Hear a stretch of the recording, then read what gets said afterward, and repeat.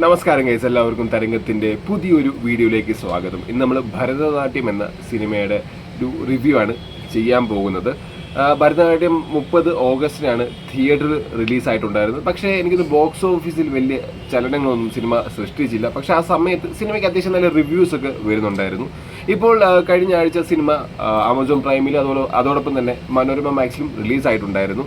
സിനിമയെ പറ്റി പറഞ്ഞു കഴിഞ്ഞാൽ നമ്മളിപ്പോൾ ഒരു നല്ലൊരു സദ്യക്ക് പോയിട്ട് അത് സദ്യ കഴിയാറാകുമ്പോഴത്തേന് നല്ലൊരു അടപ്രഥമനോ അല്ലെങ്കിൽ നല്ലൊരു പായസമോ അല്ലെങ്കിൽ ചെറിയൊരു സ്വീറ്റോ എന്ത് നമുക്ക് കിട്ടുന്നൊരു സുഖമുണ്ട്.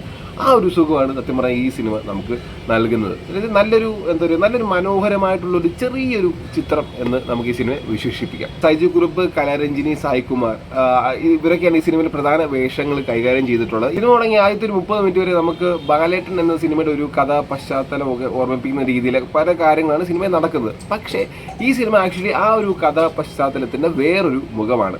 അതുതന്നെയാണ് ഈ സിനിമയുടെ ഒരു മനോഹാരിത എന്ന് പറയുന്നത്. ആ ഒരു സിനിമയുടെ കണ്ടന്റിനെ വേറൊരു രീതിയിൽ നോക്കിക്കാണുകയാണ് ഈ സിനിമ ചെയ്തിരിക്കുന്നത്. എന്തായാലും ബാലേട്ടനൊക്കെ എല്ലാവരും കണ്ടിട്ടുള്ള സിനിമ ആയതുകൊണ്ട് തന്നെ ഞാൻ ഈ സിനിമയുടെ കഥയിലോട്ടൊന്നും അങ്ങനെ കടക്കാൻ പോകുന്നില്ല. എന്നാലും സിനിമയിൽ എനിക്ക് ഇഷ്ടപ്പെട്ട കുറച്ച് കാര്യങ്ങൾ എന്തൊക്കെയാണെന്ന് ഞാൻ പറയാം. സിനിമയുടെ ഓവറോൾ സ്ക്രീൻ പ്ലേയും അതോടൊപ്പം തന്നെ ഡയറക്ടർ വളരെ തന്മയത്വത്തോടുകൂടിയും അതുപോലെ തന്നെ വളരെ ലളിതവുമായിട്ടുള്ള രീതിയിലാണ് സിനിമയെ അപ്രോച്ച് ചെയ്തിരിക്കുന്നത്. അതായത് ഡയറക്ഷനെ അപ്രോച്ച് ചെയ്തിരിക്കുന്നത് ലളിതമായിട്ടുള്ളൊരു ട്രീറ്റ്മെന്റ് നമുക്ക് സിനിമയുടെ സ്റ്റാർട്ടിങ് മുതൽ അവസാനം വരെ കാണാൻ സാധിക്കുന്നു. സിനിമയുടെ അവസാനമൊക്കെ ആകുമ്പോഴത്തേനും ഒരുപാട് സങ്കീർണമായിട്ടുള്ള സീൻസ് ഒക്കെ വരുന്നുണ്ട്. പക്ഷേ അതിനെ വളരെ ലളിതമായിട്ടുള്ള രീതിയിൽ അതിനൊരു ട്രീറ്റ് ചെയ്തെടുക്കുകയും പക്ഷേ എന്നിട്ട് പോലും നമുക്ക് മനസ്സിലൊരു നൊമ്പരമൊക്കെ ഏൽപ്പിക്കുന്ന രീതിയിൽ സീൻസ് കൊണ്ടുവരാനൊക്കെ ഡയറക്ടറിന് സാധിച്ചിട്ടുണ്ട്.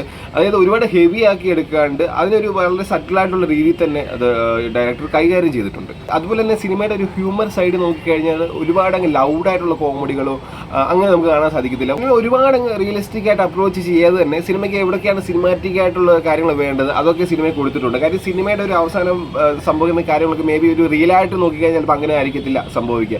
സിനിമ ആയതുകൊണ്ട് തന്നെ ആ ഒരു പോർഷൻസ് ഒക്കെ സിനിമാറ്റിക് ലിബർട്ടി അല്ലെങ്കിൽ സിനിമയിലെ ഒരു രീതിയിൽ ഇങ്ങനെ നമുക്ക് ഇതിനെ അപ്രോച്ച് ചെയ്യാം എന്നുള്ള രീതിയിലാണ് അതിൻ്റെ സ്ക്രീൻ പ്ലേ ചെയ്തിരിക്കുന്നത്. അതുപോലെ തന്നെയാണ് ആ സീൻസ് ഒക്കെ ഡയറക്റ്റും ചെയ്തിരിക്കുന്നത്. അതുപോലെ തന്നെ എനിക്ക് സിനിമയിൽ ഇഷ്ടപ്പെട്ട വേറൊരു കാര്യം ഇതിലെ ആക്ടേഴ്സിൻ്റെ പെർഫോമൻസ് ആണ്.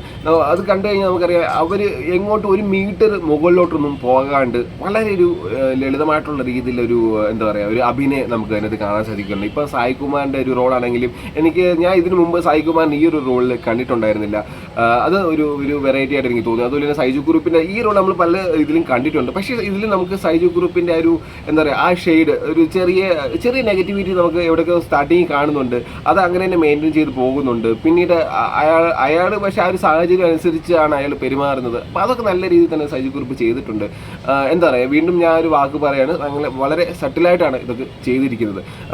അത് ഓവറായിട്ട് പോവാണ്ട് ഒരു മീറ്റർ പിടിച്ച് നല്ല രീതിയിൽ ഒരു ബാലൻസിങ് ലെവലിലാണ് ഇവരൊക്കെ അഭിനയം പോയിട്ടുള്ളത്. അതുപോലെ തന്നെ ഇതിലെ എല്ലാ ആക്ടേഴ്സിൻ്റെ 2 സഹോദരങ്ങളുടെ റോള് ചെയ്തിട്ടുണ്ട്.